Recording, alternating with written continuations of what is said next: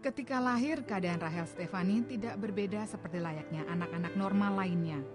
Namun mulai menginjak usia 6 tahun, terlihat tanda-tanda yang tidak beres pada penglihatannya. Berbagai usaha telah dilakukan oleh orang tua Rachel, namun penglihatan Rachel terus memburuk.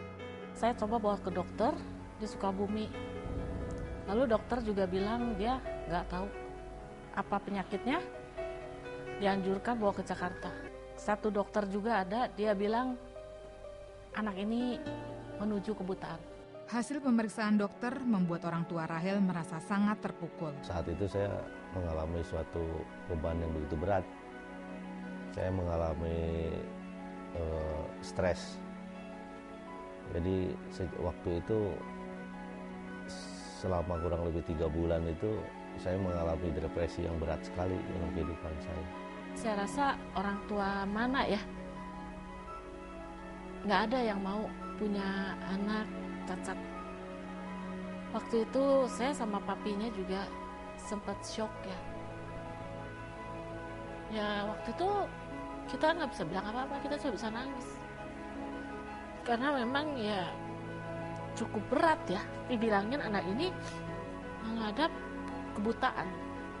Dokter menyarankan Rachel bersekolah di SLB. Namun orang tua Rachel bersikeras untuk tetap menyekolahkan Rachel di sekolah normal. Akhirnya, Rachel bersekolah di sekolah dasar swasta terbaik di Sukabumi. Namun, gangguan penglihatan yang dialami oleh Rachel sangat mengganggu aktivitasnya di sekolah. Ya, waktu SMP, karena penglihatan saya juga makin lama makin menurun. Dan sikap teman-teman juga kadang-kadang yang buat saya sedih, kalau saya minta tolong bacain juga mereka kadang-kadang ada yang keberatan. Saya berusaha sebisa mungkin supaya saya nggak kelihatan tunanetra. Tapi malah hal itulah yang membuat saya jadi merasa lain sendiri. Dan saya pasti cerita sama Tuhan, Tuhan kenapa Tuhan izinin Raya seperti ini. Sementara Raya juga kan pengen seperti teman-teman yang lain. Pengen apa? Yang bisa bergaul, terus ya apalagi waktu ABG pengen punya pacar, dilirik cowok. Memasuki masa SMU, Rachel mulai bisa menerima kondisinya dan kepercayaan dirinya mulai bangkit. Rachel tidak lagi hidup dalam kesedihan walaupun kemampuan penglihatannya semakin menurun. Tahun 1999, Rachel melanjutkan sekolahnya di Universitas Atmajaya. Selama kuliah, dia belajar dengan menggunakan tape recorder. Akhirnya, 4 tahun kemudian, Rachel berhasil menyelesaikan kuliahnya dari Fakultas Keguruan dan Ilmu Pendidikan. Tanpa diduga, pada saat itulah Tuhan menjawab doa Rachel. Rachel mendapatkan tawaran pekerjaan sebagai operator telepon.